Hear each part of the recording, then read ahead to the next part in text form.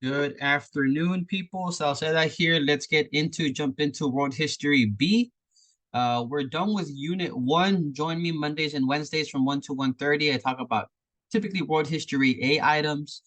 I get some of you to show up. I'll throw in some items. For those of you who have showed up, I have your names and they help with grades. Trust me on that. You can book an appointment with me to Monday through Thursday from 2:30 to 4.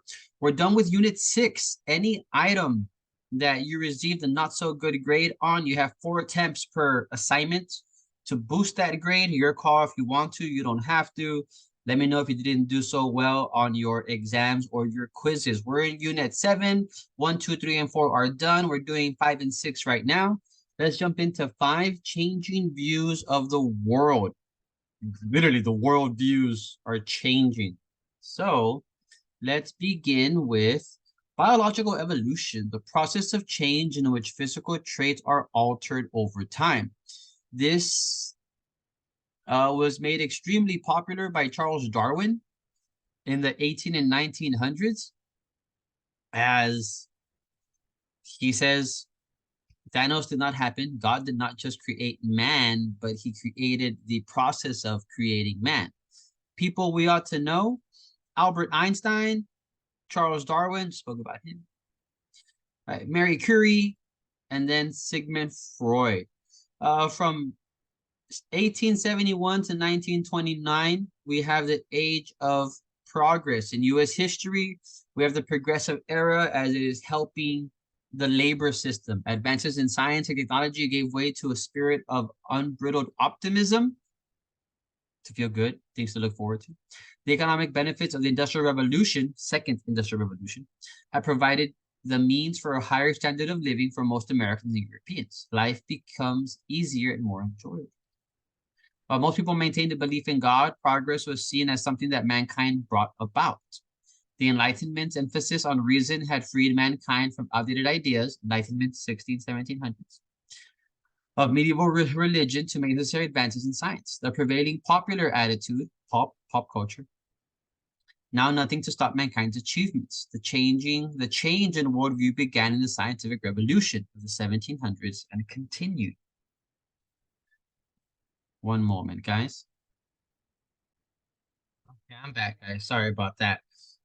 Age of progress, right? Charles Darwin is the first one to challenge this from 1809 to 1882.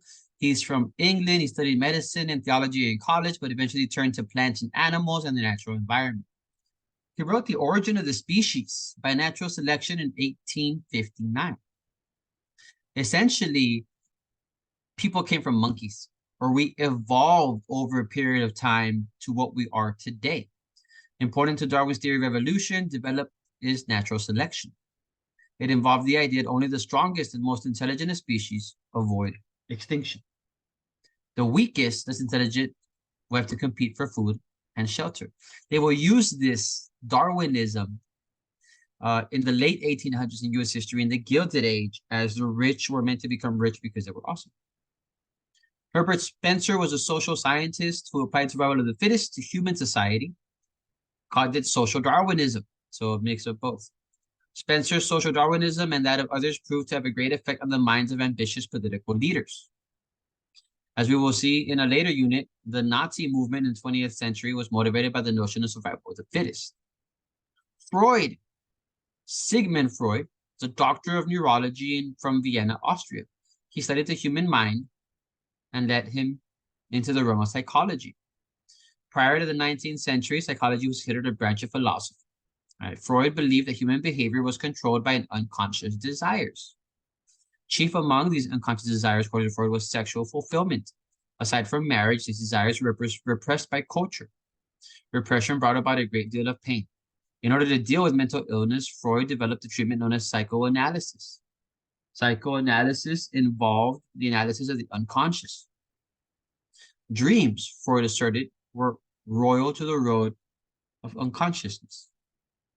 The implication of Freud's theories of unconscious desire of that or a person's mind is not completely under his control. Einstein, Albert Einstein.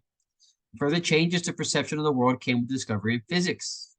Einstein was a German-born physicist who took particular interest in the relationship between light and space. His conclusions were revolutionary. The theory of spatial relativity overturned the prevailing ideas of the universe put forth by Isaac Newton. Challenge Newton. Oh, crazy. Newton's theories pictured a mechanistic universe in which time and space were absolute. In other words, if two people in a separate spaceship launched into space, onboard clocks would remain the same, no matter the difference. Einstein's theory of relativity contradicted Newtonian's notions of absolute time and space. He stated that space and time were relative to the observer. In other words, onboard clocks of two separate space travelers referred to above would not remain in sync if the speed and or distance they traveled differed. Even if the space travelers returned at the same time, one clock might read 2, my other clock might read 4. Crazy.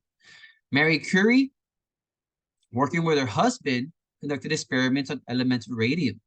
They discovered its radioactive properties were groundbreaking. Curie discovered was a result of energy being released from a decaying nucleus. Her work eventually led to advancements in cancer research. More for you there. Art trends, because I'm running out of time. Romanticism, to be romantic to an extent. Right? Realism, to paint the real. Impressionism, while the commonplace setting was retained by impressionists, vivid portrayals of reality were not. Reality was depicted subjectively. Right? Some examples of these impressionists. Right? Do you have some questions? 8 questions to be exact. Best of luck. I hope you all enjoy.